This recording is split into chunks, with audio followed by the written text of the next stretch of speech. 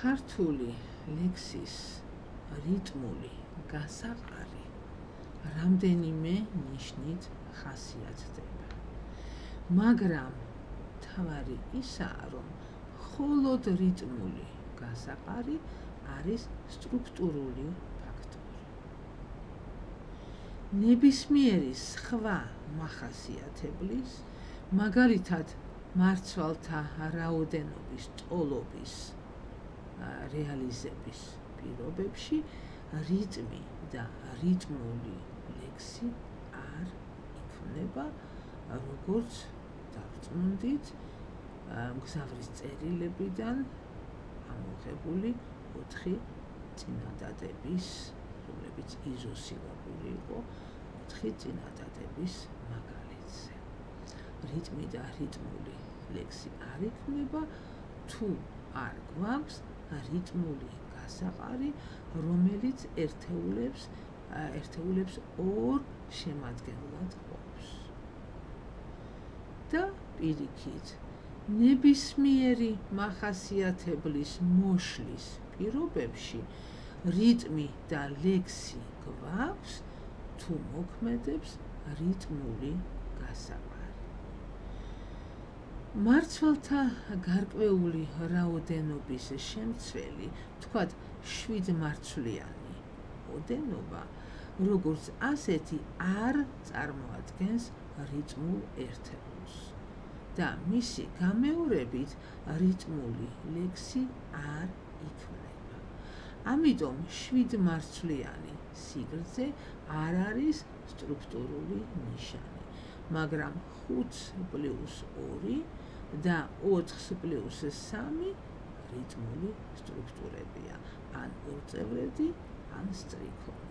თანაც 2 განსხვავებული სისტემის თვალსაზრისით მარკირებული სტრუქტურაა, რომელთა გამეორებითაც ვიღებთ 2 განსხვავებულ საზომს.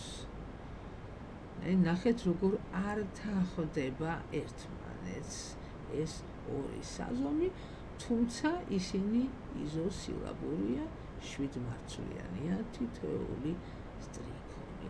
დღეშემოდგომის ცივის ვერსად პოულობს ალაგს, უკანასკნელი სხივი იმშვიდობება ქალაქს. და საზომი 4+3. დღეს ნოტრ-დამთან სნებიან, ფანტაზიის ნახატი, კალენკორის ფრთებიან, ანგელოზებს ნახატი. ანუ რიტმის თვალსაზრისით სრულიად განსხვავებული საზომებია. გალაქტიონის ამ სტროფებში არც ერთი სტრიქონისთვის არ არის დამახასიათებელი 7 მარცვალი, როგორც რიტმული ერთეული. ერთში მოქმედებს ბინარული სტრუქტურა 5+2, მეორეში კი 4+3.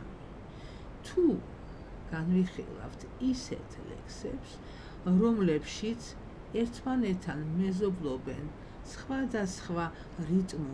სხვადასხვაგვარი რიტმული სტრუქტურები, ჩვენ ასევე ვნახავთ, რომ იგივე 7 მარცვლიანობა არ არის სტრუქტურული ნიშანი, რადგანაც არ გვექნება სტრიქონი 5+2 და 5+3. ამგვარი არ გვექნება, მაგრამ გვექნება სტრიქონი 5+5 პლუს 5+2, ან 4+4 და 4+3.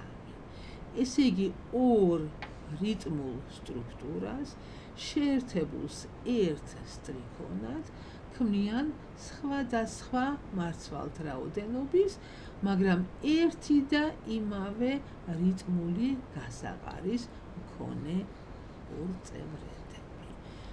ორწევრედები, რაც საკმაოდ თვალსაჩინო არგუმენტია ამ თეორიის წინამდებარე ჩვენ მიერ განსახილველი თეორიის სამართლიანობის თვალსაზრისით.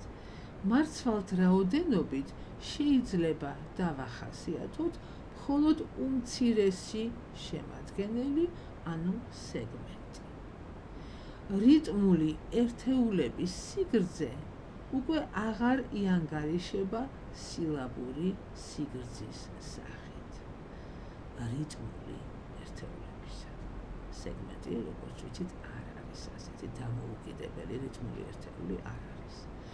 ორწევრედის სიგრძე არის მისი ორი შემადგენელი და არა მათი ჯამი. სტრიქონის სიგრძე არის ასევე მისი ორი შემადგენელი და არა მათი ჯამი, რომელთაგან თითოეულის სიგრძე არის ორი შემადგენელი და არა მათი ჯამი. როდესაც ლექსწყობის სისტემაში სტრუქტურული ერთეულებისთვის აღმოჩნდება რამდენიმე მახასიათებელი, რომელთაგან მხოლოდ ერთია სტრუქტურული ნიშანი, მაშინ დგება სხვა მახასიათებლების კვალიფიკაციის პრობლემა. ქართული ლექსის მასალის ანალიზი გვიჩვენებს ორ შესაძლებლობას. პირველი მახასიათებელი არის რიტმული სიჭარბის გამოვლენა. მაგალითად, ქართულ ლექსში ეს არის სილაბური სიგრძე რეალიზებული იზოსილაბიზმის პრინციპით. ანუ ეს არის რიტმული სიჭარბის გამოვლენა. მეორე, ეს არის თანმხლები თვისება დამხმარე ლოკალური ფუნქციით. ვიმეორებ, ეს არის ამ კონცეფციის ავტორის შეხედულება. ესე იგი, მეორე ეს არის თანმხლები თვისება, მაგალითად, מחვილთა ორგანიზებული კანონზომიერი განაწილება ქართული ლექსის რიტმულ ერთეულებში. აქედან გამომდინარე, შეიძლება წინასწარ შევნიშნოთ, რომ წინამდებარე კონცეფცია, ეს კონცეფცია, რომლის შესახებაც ახლა ვსჯელობ, არ წარმოადგენს არგუმენტს არც ქართული ლექსის სილაბურობის, არც ქართული ლექსის სილაბურ ტონურობის თვალსაზრისის კონცეფციის სასარგებლოდ.